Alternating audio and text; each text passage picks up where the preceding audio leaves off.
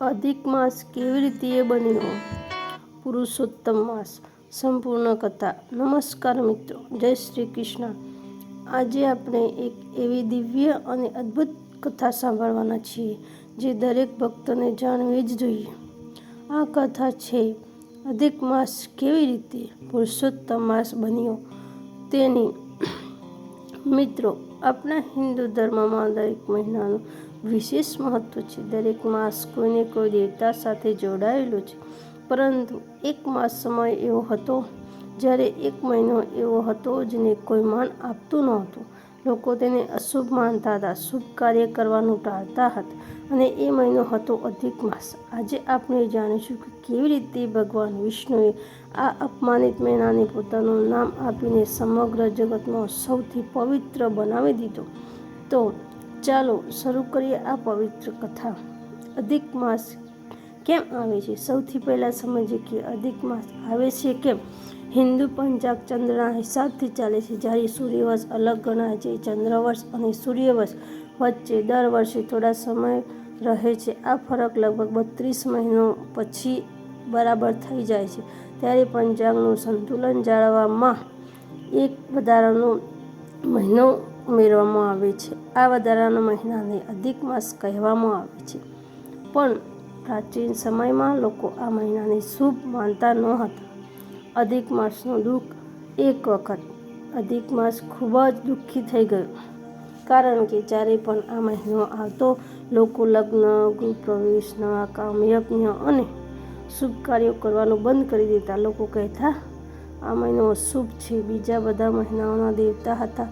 ચૈત્ર માસના દેવતા અલગ, વૈશાખ મહિનાના દેવતા અલગ, શ્રાવણ માસના દેવતા, પરંતુ અધિક માસનો કોઈ દેવતા નહોતો. એટલે બધા મહિનાઓ તેને મજાક ઉડાડતા. અધિક માસ ખૂબ અપમાનિત અનુભવતો. ધીમે ધીમે તે નિરાશ થઈ ગયો. અધિક માસ ભગવાન પાસે પહોંચ્યો. એક દિવસ દુઃખી અધિક માસ બ્રહ્માજી પાસે ગયો. તે રડતા રડતા બોલ્યો, હે પ્રભુ, બધા લોકો મને અશુભ માને છે. કોઈ મને પ્રેમ કરતું નથી. કોઈ મારા સમયમાં શુભ કાર્ય કરતું નથી. મારો કોઈ સ્વામી પણ નથી. હવે હું શું કરું? બ્રહ્માજીએ કહ્યું, હે અધિક માસ, હું તારી મદદ કરી શકતો નથી. તું ભગવાન વિષ્ણુ પાસે જા. તેઓ જ તારો ઉદ્ધાર કરી શકશે. પછી અધિક માસ ભગવાન શિવ પાસે ગયો. પરંતુ ભગવાન શિવે પણ કહ્યું, તારું દુઃખ દૂર કરવાનો અધિકાર માત્ર શ્રી હરિ પાસે જ છે. અંતે અધિક માસ વૈકુંઠ ધામ પહોંચ્યો. ભગવાન શ્રી વિષ્ણુની કૃપા. ભગવાન વિષ્ણુએ અધિક માસને ખૂબ દુઃખી હાલતમાં જોયો. તેમણે પ્રેમથી પૂછ્યું, હે માસ, તું એટલો દુઃખી કેમ છે? અધિક માસ રડી પડ્યો. તે બોલ્યો, હે પ્રભુ, બધા લોકો મારું અપમાન કરે છે. કોઈ મને શુભ માનતું નથી. મારો કોઈ સ્વામી નથી. હવે હું ક્યાં જાઉં? ભગવાન શ્રી વિષ્ણુએ તેને સાંભળી સ્મિત કરી કહ્યું, હે અધિક માસ, આજથી તું દુઃખી નહીં રહે. તું મારું નામ આપું. હું પુરુષોત્તમ શ્રેષ્ઠ એટલે પુરુષોત્તમ છું. આજથી તું પુરુષોત્તમ માસ તરીકે ઓળખાશે. આ સાંભળી અધિક માસ આનંદથી ભરાઈ ગયો. ભગવાન આગળ કહ્યું, જે ભક્ત આ મહિનામાં ભક્તિ કરશે, જપ કરશે, દાન કરશે, ઉપવાસ કરશે અને ભગવાનનું સ્મરણ કરશે, તેને અનેક ગણું પુણ્ય મળશે. પરંતુ પુરુષોત્તમ માસની મહિમા. મિત્રો, ત્યારથી અધિક માસ પુરુષોત્તમ માસ તરીકે પ્રસિદ્ધ થયો. શાસ્ત્રોમાં કહેવાયું છે કે આ મહિનામાં કરેલી નાની ભક્તિ પણ અનેક ગણું ફળ આપે છે. આ મહિનામાં ખાસ કરીને ભગવાન શ્રી કૃષ્ણની પૂજા, શ્રીમદ ભગવત પાઠ, ભગવદ્ ગીતા વાંચવી, તુલસી પૂજા, ગાયને રોટલી ખવડાવવી, ગરીબોને દાન કરવું, ઉપવાસ અને ભજન કરવું ખૂબ જ શુભ માનવામાં આવે છે. ગરીબ બ્રાહ્મણની કથા. એક ગામમાં એક બ્રાહ્મણ રહેતો હતો. તે ખૂબ ગરીબ હતો, પરંતુ ભગવાન પર તેની અતૂટ ભક્તિ હતી. જ્યારે પુરુષોત્તમ માસ આવ્યો ત્યારે તેણે નક્કી કર્યું કે હું આખો મહિનો ભગવાનનું ભજન કરીશ. તે દરરોજ વહેલા ઉઠતો, સ્નાન કરતો, દીવો પ્રગટાવતો, શ્રી કૃષ્ણનું નામ લેતો અને ગરીબોને ભોજન કરાવતો. ગામના લોકો તેને મજાક ઉડાવતા, પણ બ્રાહ્મણે ભક્તિ છોડીને નહોતો.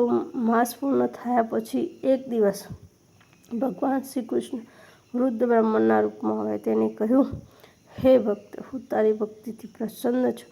થોડી જ વારમાં બ્રાહ્મણના જીવનમાંથી ગરીબી દૂર થઈ ગઈ. તેના ઘરમાં સુખ, શાંતિ અને સમૃદ્ધિ આવી ગઈ. આ મહિનામાં શું કરવું? પુરુષોત્તમ માસ દરમિયાન રોજ ભગવાનનું નામ લો. ઓમ નમો ભગવતે વાસુદેવાય મંત્રનો જાપ કરો, ગીતા પાઠ કરો, ગરીબોને દાન આપો, માતા પિતાની સેવા કરો, ક્રોધ અને ખોટા કામોથી દૂર રહો. અને શું ન કરવું જોઈએ? આ મહિનામાં ખોટું બોલવું નહીં, કોઈનું અપમાન ન કરવું, માંસ અને નશાથી દૂર રહેવું, ઝઘડા અને ક્રોધ ટાળવો. આ કથાનો એ સંદેશ છે કે મિત્રો, આ કથા આપણને એ શીખવે છે કે દુનિયા ભલે આપનું અપમાન કરે, પરંતુ ભગવાનની શરણમાં જવાથી જીવન બદલાઈ શકે છે. જેને દુનિયાએ ત્યજી દીધો હતો તેને ભગવાને પોતાના નામથી મહાન બનાવી દીધો. એટલે જ જીવનમાં ક્યારેય નિરાશ ન થવું, ભગવાન પર વિશ્વાસ રાખવો. સાચી ભક્તિ ક્યારેય વ્યર્થ જતી નથી. જો તમને આ કથા ગમી હોય તો વિડીયોને લાઇક, શેર અને ચેનલને સબસ્ક્રાઈબ જરૂર કરી દેજો. જય શ્રી કૃષ્ણ.